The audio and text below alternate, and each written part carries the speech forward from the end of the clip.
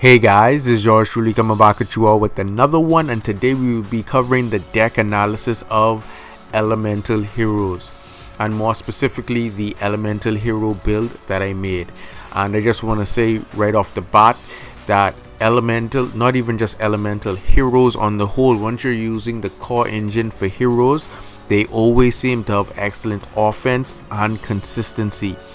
The defense is just, it just depends on the build and the number of hand traps that you use, but the defense can vary. But without further ado, let's jump right into it.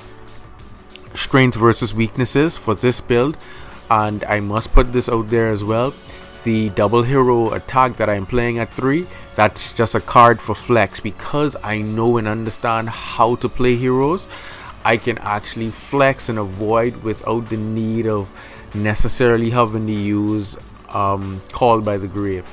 That should actually be 2 copies of Call by the Grave and the third polymerization, and the other copy of double hero attack should actually be Lightning Storm or Dark Ruler No More. But because I know how to play heroes, I'm just flexing. That's why I'm playing 3 poly and 3 double hero attack. But strengths versus weaknesses, the deck is excellent. Its core strength is going second to achieve that vital OTK, and its consistency, like I said earlier, excellent consistency that it gets you what you need when you need it. Complete and total control from start to finish, establishing your board and being able to actually set up how and which monsters you actually want to OTK your opponent with.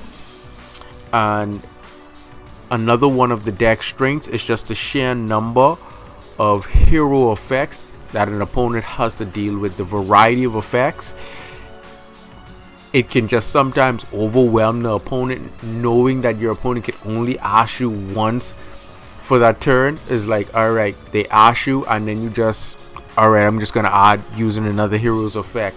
That can sometimes just simply overwhelm an opponent, especially when you hit the acid 0 combo where you make absolute 0. You can either link it away or use mass change to hit and go into mask hero acid and just nuke your opponent's entire side of the field and then just continue to go off.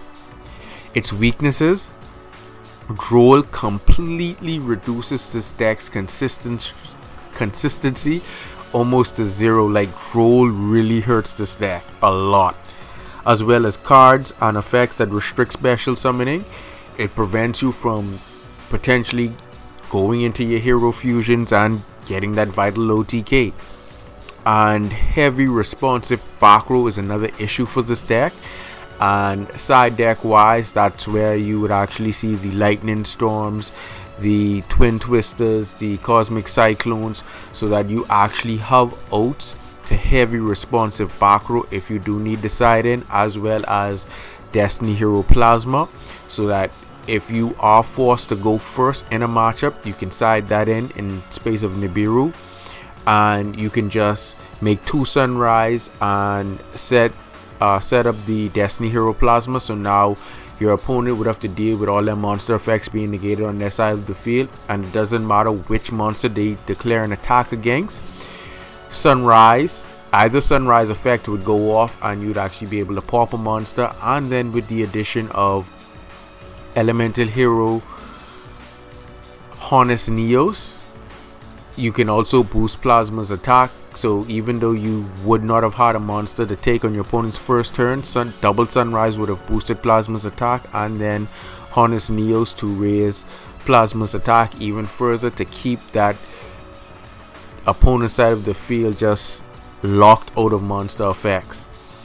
And for the consistency of this deck, it gets a 9. For the offense, it gets a 10, and for its defense, it gets a 6, giving this deck an overall rating of an 8.5 out of 10. And just to recap what I said, here you go.